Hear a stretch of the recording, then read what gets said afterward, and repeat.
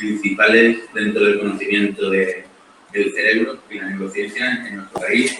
Y podríamos desgranar su currículum porque es extenso y muy impresionante, pero yo creo que lo mejor que podemos decir en este contexto es que el profesor Alonso es un divulgador de primera categoría. Por lo menos yo las veces que lo he escuchado me he dejado flipado. Seguramente porque nos habla de ese pequeño trozo que somos nosotros mismos. Es muy feo tener lugar así, pero es tu cerebro. Bueno, hay gente que se enfada cuando habla del cerebro externo, ¿no? Como en tercera persona. Así que, bueno, yo me callo ya y os voy a dejar con el profesor que seguramente nos va a aclarar un par de cosas que a todos nos suenan de eso del amor.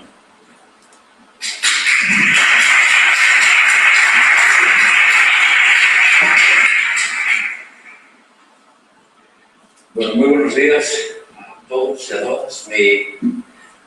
Mi charla es un poco rara hoy y me gustaría, como en el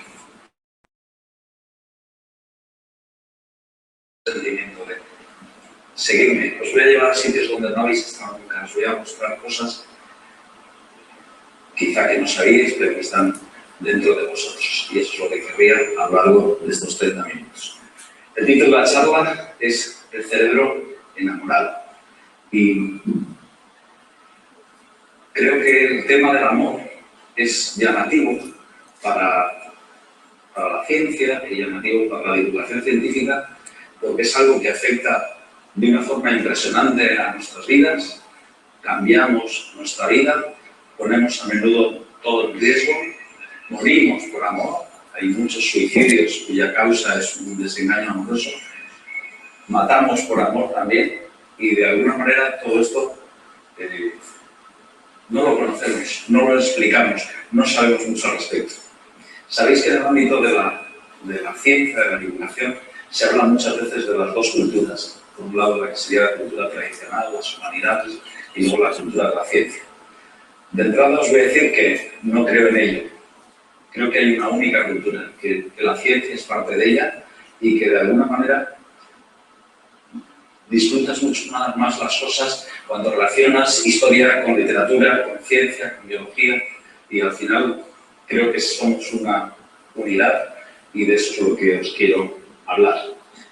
Y el tema del amor es curioso porque esa otra parte de la cultura, la de la literatura, la de los sentimientos, lo ha tratado mucho más que la parte, digamos, objetiva, la parte el ámbito de la poesía que para el ámbito de la biología. Y querría que me acompañéis en este camino para intentar ver un poco estas cosas. Quiero agradecer, pues, lógicamente, a toda la organización, el que me deis la oportunidad de estar aquí con vosotros y contaros estas cosas. Yo creo que la ciencia es importante siempre, pero quizá nunca tanto como en este momento. Porque nunca tanto las cosas importantes de nuestra vida y de nuestro futuro dependen de la ciencia. Y en ese sentido, para mí es casi un descubrimiento y es algo tremendamente grato y es algo que estoy disfrutando mucho en los últimos años, hacer algo de divulgación científica. Esto fue un estudio que dijeron que era la gente que tenía más seguidores en Twitter en divulgación científica. Está mal hecho, porque por ejemplo en esta sala hay gente que tendría que estar aquí y que no está, porque tiene mucho más seguidores. Pero lo que quiero llamar vuestra atención es que el que más tienen estos, José López Nicolás, que muchos le conocemos, José es Ciencia con estos apodos que tenemos, y José debe andar ahora por los 30 y tantos mil seguidores. ¿Y quién pensáis que es la persona que tuitea en español que tiene más seguidores?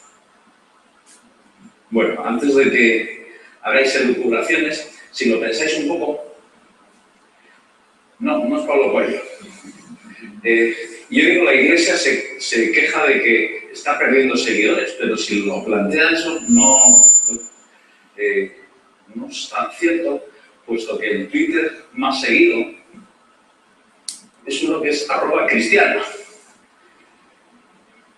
Y como podéis ver, pues tiene 36 millones de seguidores. O sea que para José Ciencia, que es del Barça, yo creo que esto tiene que ser una puñalada para él, porque multiplica por 1000 sus seguidores. el punto, y que por eso es tan grato estar con vosotros y tan importante que estéis aquí, es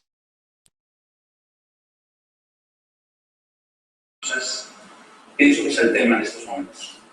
Creatividad es lo que hubiese dicho hace 2 años y hoy digo comunidad. Y que seamos capaces de sumar nuestras múltiples voces para hacer una voz que sea la ciencia en este país. Yo no soy muy futbolero, pero otro de los que tiene mucho éxito es esta señora, que también tiene más de 1 millón de seguidores. Es la realidad de nuestro país y lo que estamos viviendo ahora con temas como la difteria es que, para mí ha sido un pequeño shock, pero es que somos la minoría. Estamos convencidos de que tenemos razón, estamos convencidos que poseemos la verdad o decimos la verdad, pero somos la minoría. Y por eso es tan importante esto de crear comunidad. Bueno, si hablamos del amor, estas son las imágenes que nos encontramos continuamente y forman parte de nuestro lenguaje cotidiano. Yo digo, para la gente, como veis aquí, el corazón es el órgano del amor. Y decimos que algo nos ha roto el corazón. O decimos que hemos tenido un encuentro muy cordial. O siempre es corazón-sangre, ¿no? Esto me hace hervir la sangre, sigue a 37 grados. O ha habido un asesinato a sangre fría, ¿no? También a 37 grados.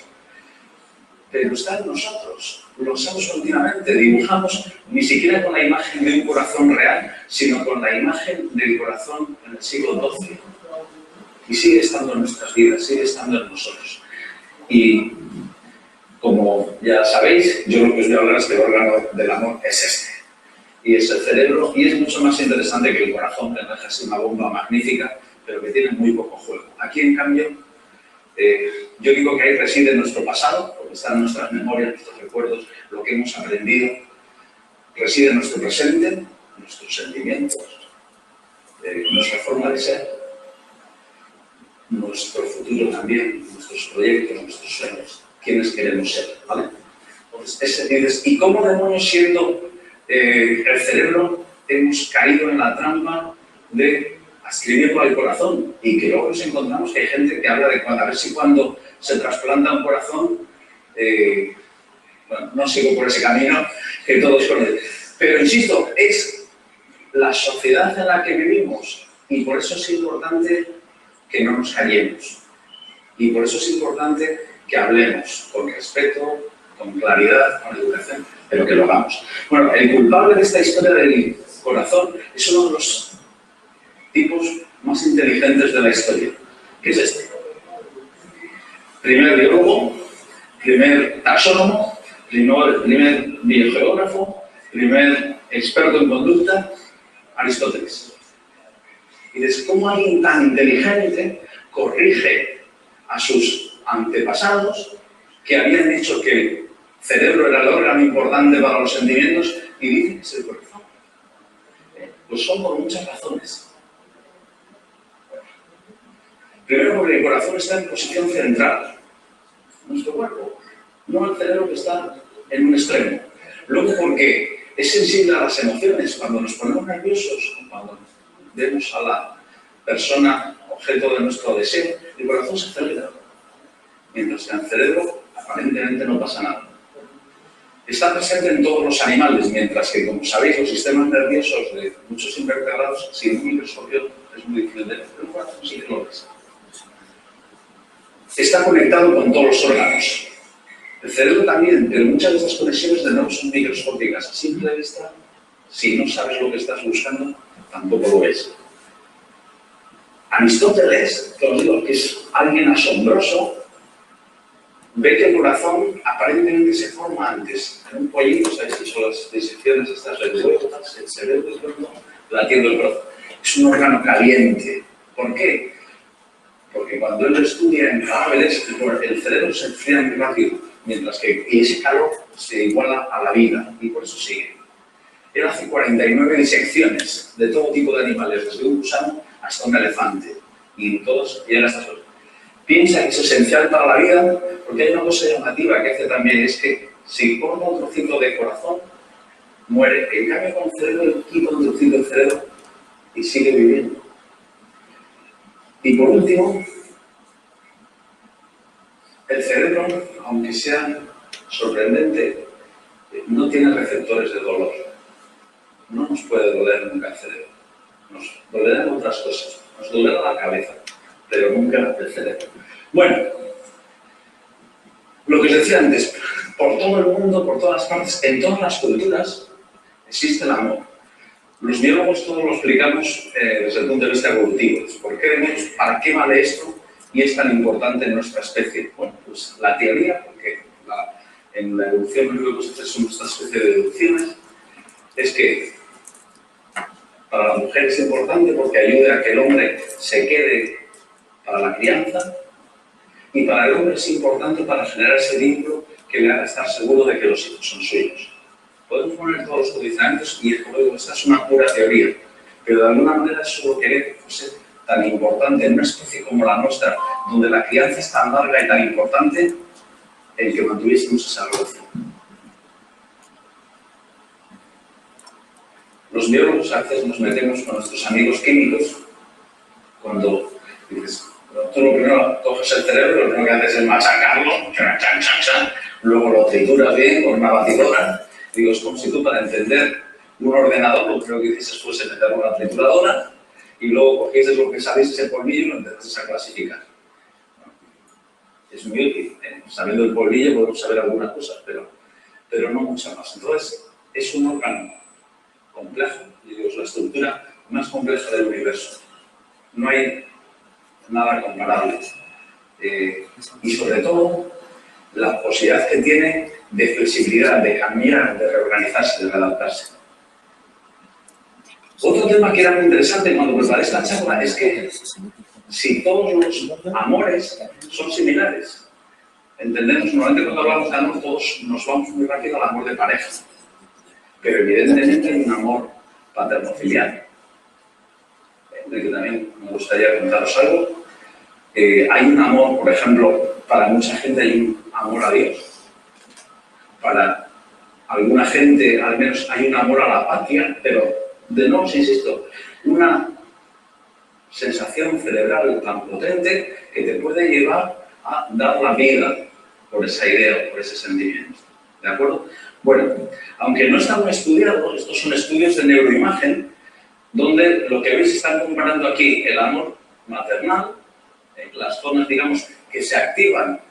Todo esto son medias y siempre son los límites algo difusos, y el amor romántico. Si os fijáis, más o menos, las zonas son parecidas.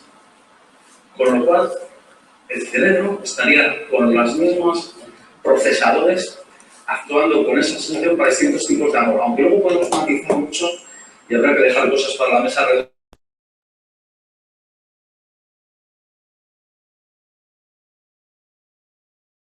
Rápidamente empiezas a decir, ¿qué es lo que se está activando aquí? ¿Qué formas son esas manchitas naranjas y rojas que veis ahí?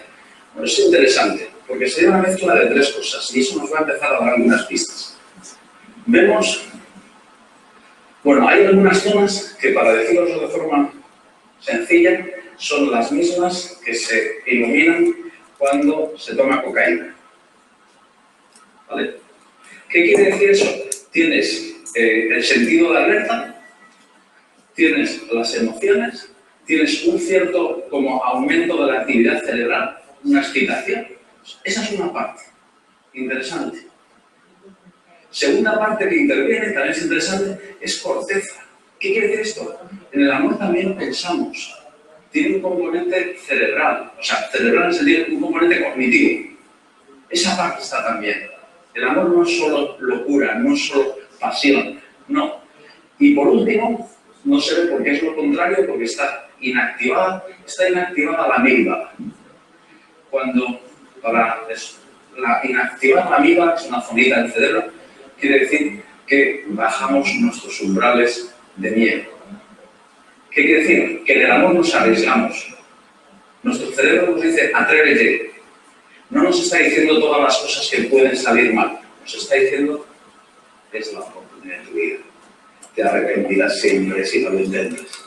Es cierto que te vas a tirar por el acantilado, pero de alguna manera bajarás suavemente y te posarás y serás feliz y comerás perdices por el resto de tus días. ¿Vale? Esto es lo que nos dice cuando vemos el cerebro en funcionamiento. Bueno, en bastantes cosas, todas estas comparaciones son un poco peligrosas, pero algunas cosas reproducen bastante bien los procesos cerebrales de la adicción. Y de hecho, yo veo que hay mucha gente que echas de menos, tienes un cierto síndrome de abstinencia cuando no estás enamorado. De alguna manera, amamos estar enamorados, lo deseamos, aun con el sufrimiento, aun con los riesgos, no, echamos de menos esa sensación. Nos parece que ha sido un momento más feliz o más, donde has estado más vivo. Bueno, tanto por las zonas que intervienen como por los transmisores que intervienen, no voy a entrar. El proceso de enamoramiento tiene fases, ¿vale? Y siguiendo un poco la activación de zonas y la química de neurotransmisores del cerebro, se entiende muy bien. Lo primero que tenemos es el momento de noradrenalina. ¿Qué quiere decir eso? Es un reto. Y tú tienes dos respuestas ante ese reto. Es lo que nuestro cerebro hace cuando tienes eso rugiendo por las venas. O vas hacia adelante o huyes. Esa es la respuesta. Has visto a esa chica, a ese chico en el bar y dices, o me acerco con la interesante sensación de que estás convencido de que vas a hacer el ridículo, o me voy, este bar está muy lleno, vámonos a otro sitio. Entonces, esa primera fase es de excitación y de reto y de que tu corazón empieza a bombear sangre. Y de hecho se la lleva del sistema digestivo, y eso que hemos oído de las mariposas en el estómago, parece que es simplemente porque nuestro estómago se acaba de quedar sin riego y entonces tiene una sensación extraña. Bueno, aumenta la presión sanguínea. Insisto, esta primera fase es muy parecida a cuando nos vamos en el mismo bar a tener una pelea. Es un reto. Y el proceso también se parece en algunas cosas a lo que se puede sentir con las anfetaminas. Entonces, esa primera fase lo que hace es ponerte en situación. Es decir, o lo evito o me voy a acercar. ¿Vale? Si lo pensáis un poco, una fase de este tipo no puede durar mucho. Tú no puedes estar subido en el tigre muchos días. Eso tiene que cambiar. Y nuestro cerebro nos hace una trampa, que es que la segunda fase lo que nos hace es darnos una sensación de pérdida. Lo que se produce es una caída de serotonina, que sabéis que es lo que sucede también en las personas cuando tienen una depresión. Entonces, ¿qué es lo que hace? Entramos en ansiedad, entramos en dudas, no me quiere, no me ha llamado. Y nos está diciendo, si esto de verdad es importante, tienes que reforzar los esfuerzos, tienes que pelear por ello. No te puedes quedar en una posición de o lo vas a perder o tienes que ir a conseguir. Sentimientos obsesivos, y ahí llevan a una de las cosas que me parecen interesantes, que son las locuras de amor. Hacer cosas que no haríamos en condiciones normales. En algunos casos es patológico. Eso podemos hablar también. Hay personas que creen que alguien está enamorado de ellos y lo creen en algunos casos lo que es una tragedia durante 30, 40 años. Y esa persona ni siquiera conoce la existencia de esa persona. A menudo sucede con famosos.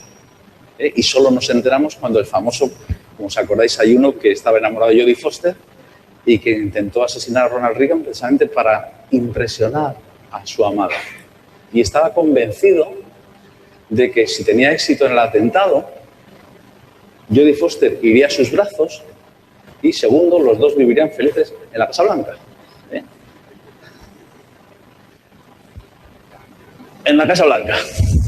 La tercera fase es que la corteza prefrontal, lo que tenemos aquí detrás, se ralentiza, empieza a bajar su actividad. Esta es la parte que se encarga del juicio.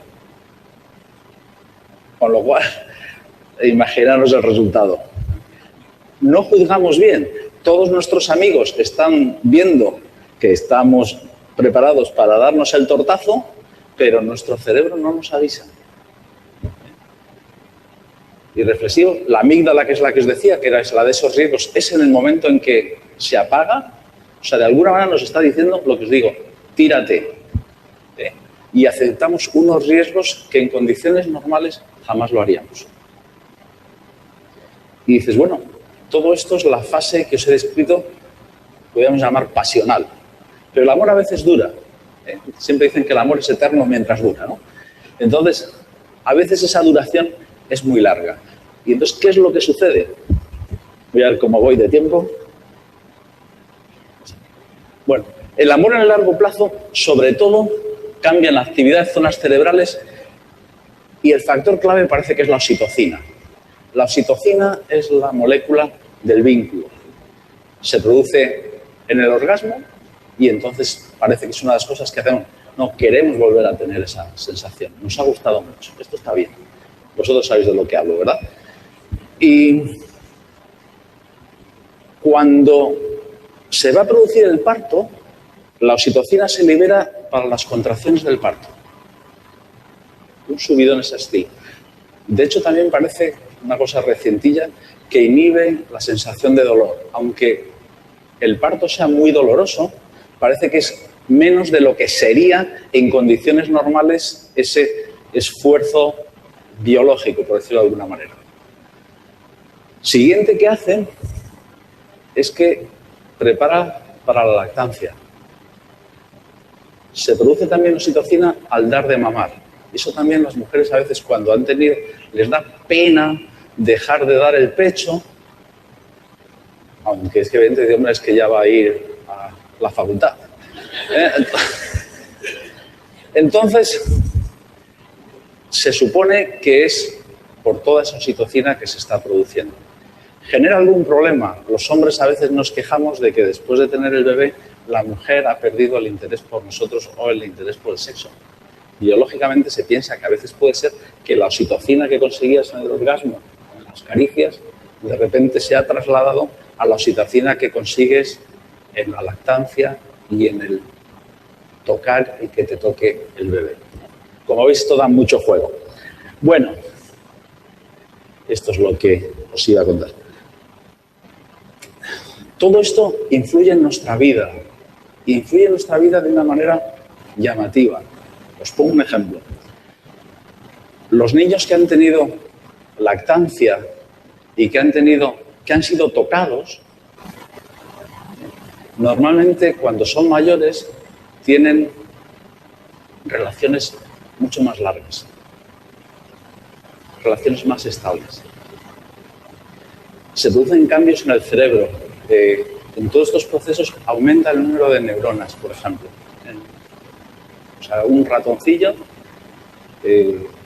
tiene más neuronas y si el padre está cerca, tiene aún más neuronas, y si el padre no solo está con su olor, sino que tiene la opción, esto se hace cogiendo una jaula y poniendo un trozo de alambre en medio, ¿vale? Es tan sencillo como eso. Entonces, si el ratón macho puede ir donde las crías, darlas calor, ayudarlas a limpiarse y a quitarse el serrín y todas estas historias, el ratoncillo pequeño tiene más neuronas también. Entonces, es enormemente sugestivo de lo que esto significa también en nuestras vidas. Bueno, sigo. Amor, deseo, o sea, alguien que nos gusta, vemos en el autobús, alguien, joder, qué tío más bueno. El deseo y el amor. Como veis, son tres cosas que se solapan, pero que son distintas y que tienen funcionamientos distintos, que pueden coexistir, que no necesariamente es por la misma persona, eso es también interesante, y que producen ese subidón que decíamos y con esas sensaciones que pueden ser adictivas. Los cerebros de hombres y de mujeres son diferentes.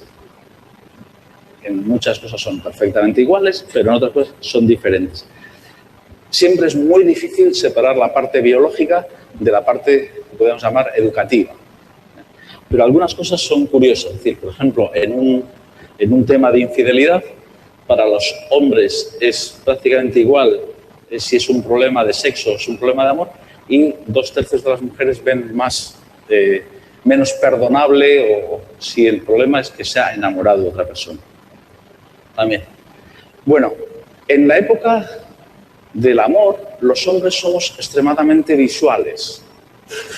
Nos fijamos en los detalles como no hacemos nunca. Seremos incapaces de distinguir los 27 tipos de marrón que las mujeres distinguen, pero aún así tenemos una capacidad visual que es muy interesante. Se relaciona con otras cosas. Por ejemplo, se relaciona con el interés de los hombres por la pornografía, cosa que las mujeres no tienen en esa medida. Entonces, se piensa eso, que nuestro cerebro visual en esos temas de excitación, de deseo y de amor también es más visual. En cambio, en el caso de las mujeres, las zonas que se activan especialmente son las de la memoria. Así que un consejo a todos mis compañeros masculinos: se va a acordar. Entonces,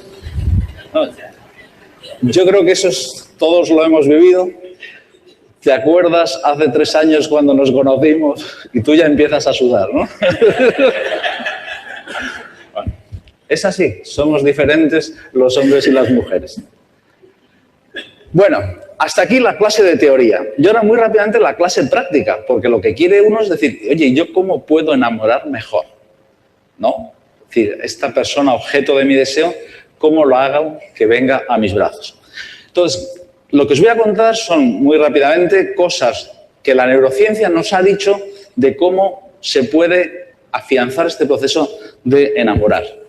Bueno, una cosa básica es utilizar el lenguaje corporal. Parece que lo que decimos pesa solamente un 10% en ese proceso de atracción. Lo más importante son nuestros gestos corporales, ¿vale? Usamos distintos tipos de signos, la postura, las manos, la sonrisa. Hay mensajes básicos, por ejemplo, pues los brazos tienen que no estar poniendo un esfuerzo. Yo me acuerdo de mis compañeras en clase siempre con la carpeta. Ni te acerques. Y luego hay una cosa que es interesante también, es muy peligrosa, pero bueno, como se dice eso, no, esto bajo vuestro propio riesgo. Si imitas los gestos de la otra persona, hay una atracción, ¿vale? Pero si te pilla, estás liquidado. Entonces, bueno, hay que practicar y esa es la sincronía. Es decir, cuando ella bebe, tú bebes en el mismo momento. Cuando ella se apoya, tú te apoyas, ya os digo.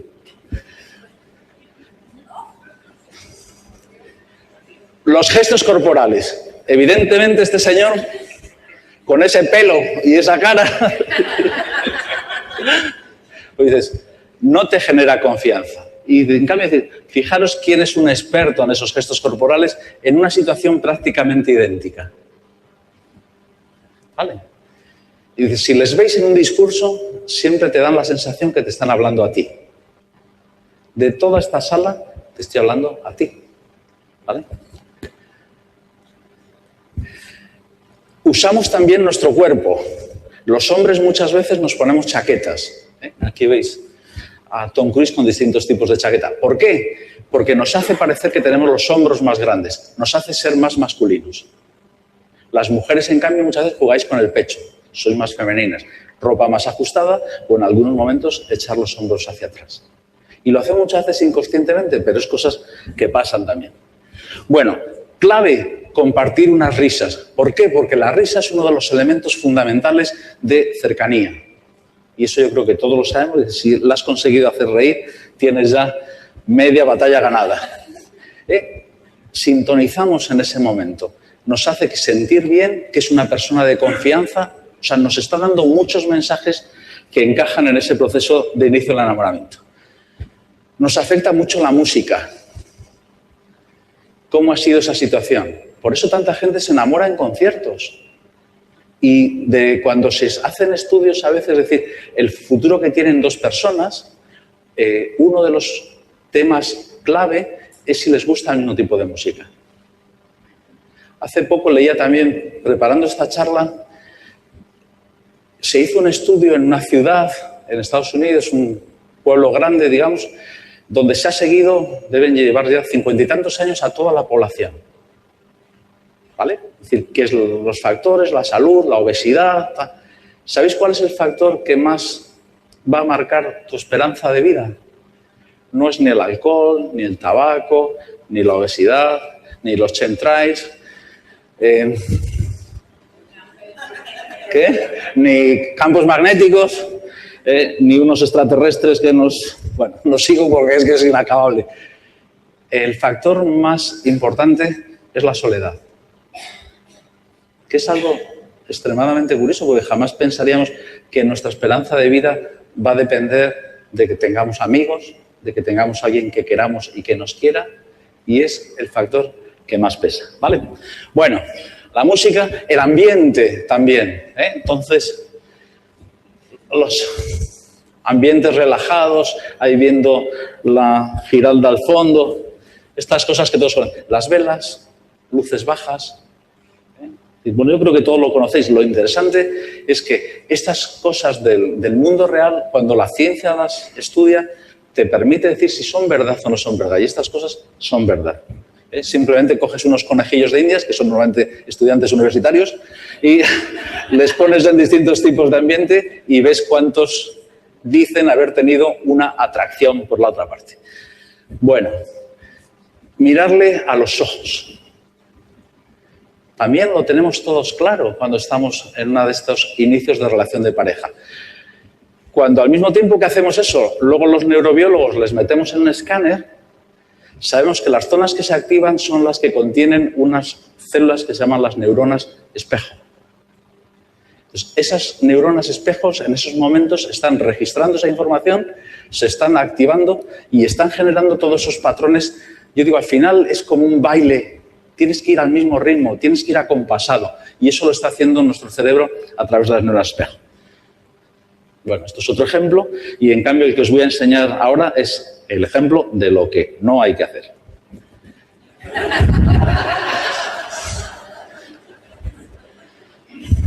Bueno, curiosamente el miedo ayuda. ¿Y por qué? De nuevo es uno de estos trucos. Si el cerebro, cuando tiene miedo, nos hace descargar la adrenalina, se suma a la adrenalina del conocimiento de la otra persona o sustituye. Y entonces por eso es tan común. Bueno, esto es un experimento concreto que se hizo en este puente levadizo, que era una chica que en teoría estaba haciendo una entrevista y a la gente con la que se encontraba le daba un teléfono por si tenían alguna duda. Entonces hizo el experimento haciendo la entrevista en medio del puente y en un extremo. Cuando se hacía en medio de ese puente bamboleando, hubo mucha más gente que luego llamó a ese teléfono que le había dicho. Desgraciadamente creo que no se pondría la chica, sino el investigador responsable del proyecto.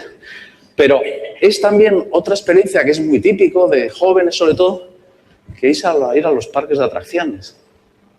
Que cuando tienes más años lo ves como algún tipo de tortura, que te parece que esto yo ni aunque me pagaran, y no pagas por ir. Entonces, se supone que es también esa excitación del miedo, de la caída, lo que nos está generando ese efecto. Bueno, siempre hemos deseado tener filtros de amor, poderlo hacer con sustancias. Y la respuesta real es que no lo hemos encontrado. Hay muchas cosas que podrían actuar. La oxitocina es un candidato porque generaría esos vínculos, entonces se ha planteado usar sprays de oxitocina. Hay cosas que parece que sí que ayudan, pero el chocolate a mí me gusta mucho. Yo siempre explico a la gente que el nombre científico es teobroma, que significa alimento de los dioses, y con eso está todo dicho. Pero no os creáis todas estas historias. Pero hay un experimento muy bonito, ya con esto termino, que se hizo con estudiantes también. Suelen ser baratos y se dejan hacer lo que quieres. Y entonces tenían que seguir una encuesta. O sea, una serie de preguntas se tenían que ir haciendo el uno al otro. Tan fácil como eso que os digo. Entonces, había un grupo control que las preguntas eran, digamos, de tipo sin ningún, no sé cómo llamarlo, tipo basal, o sea, y en el grupo experimental eran preguntas que iban aumentando el grado de intimidad. ¿Cuál ha sido el peor momento de tu vida? Bueno, en los que fueron aumentando eso, que era un proceso que duraba unos minutos, hablo de memoria, pero no sé si fueron 20 parejas, un grupo importante quedaron después, se siguieron viendo y uno de ellos se casaron 6 meses después invitando a los demás participantes del estudio. Lo que os quiero decir es que de alguna manera es un proceso que vamos entendiendo, que vamos explicando, pero que de alguna manera no controlamos, no sabemos si queremos controlarlo, que va muy unido, como os digo, a nuestra vida y que tiene una enorme importancia. Os animo a que en el futuro, cuando queráis expresar a alguien vuestra pasión, no uséis ese corazón del siglo XIII, sino algo mucho más parecido a esto. Y ahí tenéis mi correo electrónico, el nombre del blog y la dirección de Twitter. Y la última es que nunca digáis adiós, porque significa despedirse, y despedirse significa otro proceso cerebral que se empezará a olvidar. Muchas gracias.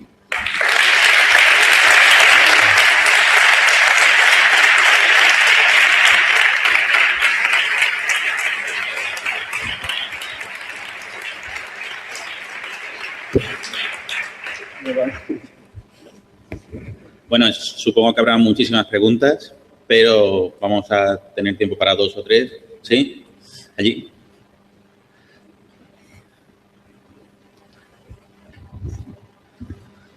A ver si me explico bien de lo que tengo en la cabeza y los pocos conocimientos que tengo sobre el tema. Se supone que enamorarse es algo más porque hay circuitos por encima que te controlan y te dicen no te metas ahí, esa está demasiado buena para ti y este tipo de cosas.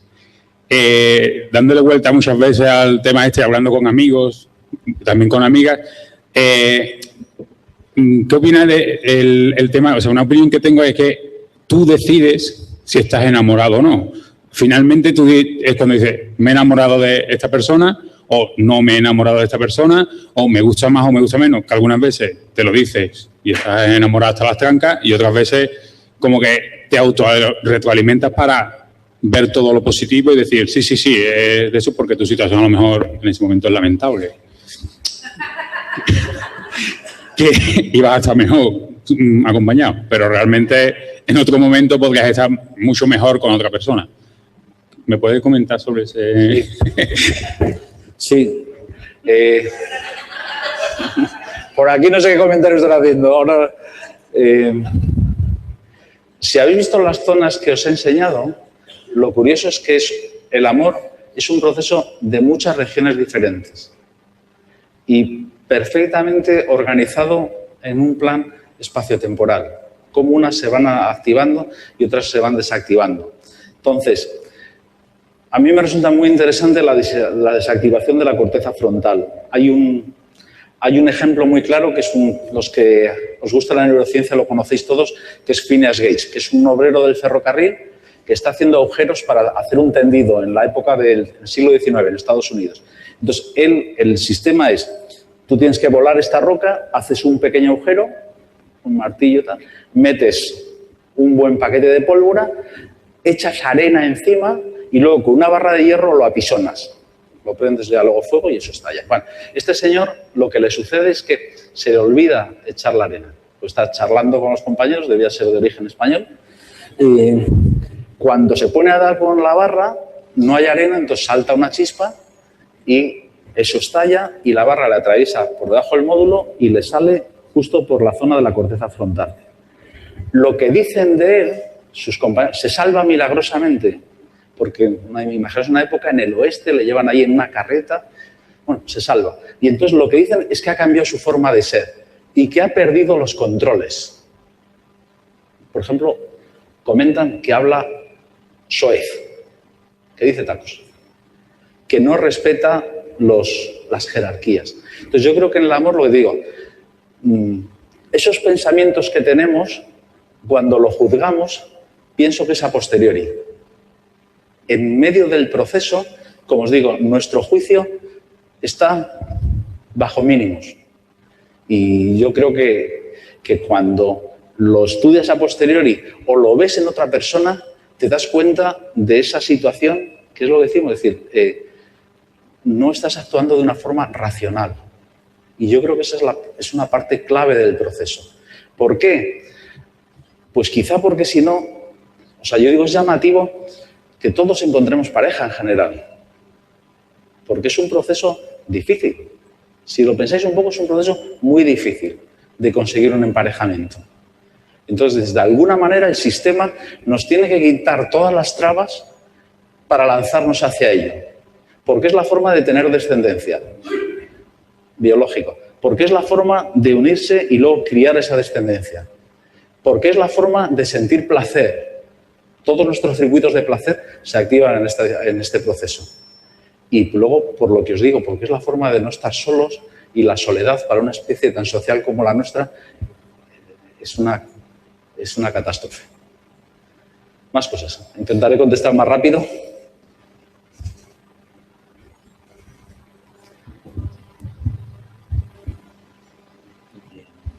Si me ha parecido entender bien, comentabas que la adrenalina o el compartir esa liberación de adrenalina cuando ha salido lo de la montaña rusa generaba un vínculo más fuerte.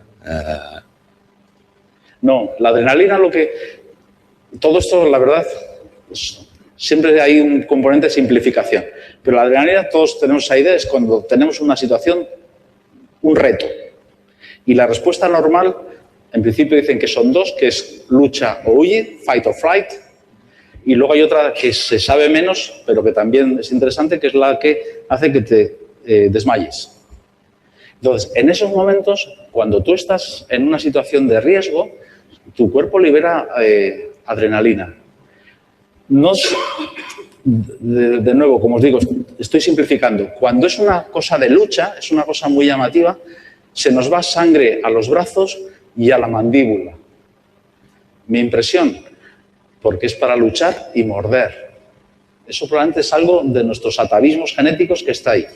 Cuando la decisión de nuestro cerebro, incluso a veces probablemente que sea consciente, es salir corriendo, la sangre ya está en las piernas. Entonces, cuando nosotros tenemos eso, parece que el sistema también lo hace para estar cuando estamos enamorados. Entonces, nos enamoramos con más facilidad cuando estamos en ese primer encuentro en una situación de peligro. A eso me refería, es decir, es un poco lo que comentabas del puente. ¿Se sabría o se sabe si esa intensidad realmente dura menos tiempo? Es decir, si un enamoramiento que se produce en unas condiciones de miedo o de temor es también fruto un poco de eso, de la liberación de hormonas y a lo mejor se pasa antes. La respuesta es no lo sé, pero sí que sé un caso que lo vemos Hay un caso que es en Japón, una gran heredera, y hay un tipo que escenifica como que la van a atracar, y es él y sus amigos. La pareja termina casándose. O sea, digamos, ella le ve como su salvador, ha vivido esa sensación de pánico. Claro, evidentemente para él no ha tenido ningún pánico porque sabía que era todo un puro show. Pero, es decir, esa sensación, al final, ese proceso, tenéis que entenderlo como una fase. O sea, es lo que te debe permitir ese acercamiento. Es, a pesar de las miradas con las que te están mirando todas las amigas de la chica que te gusta, tú vas allí. Entonces, superas esa fase que lo que os digo, que en una especie tan social como las que tenemos tanto miedo al ridículo. Yo creo que eso es clave también de nosotros. O sea, es decir, cuando hablamos del amor a la patria, hay mucha gente que no da su vida porque ame a la patria, da su vida por miedo a lo que van a pensar sus compañeros del batallón. Entonces yo creo que eso es una fase y ahí termina. Si has tenido un rechazo, te vas con el rechazo, y si has tenido, ya pasas a otra fase. Y eso es lo que... Una última o nos vamos. No, yo creo que ya estamos fuera de tiempo y estoy seguro que después pueden abordarte con todas las dudas que quieren. Así que muchísimas gracias por esta charla. Una falta de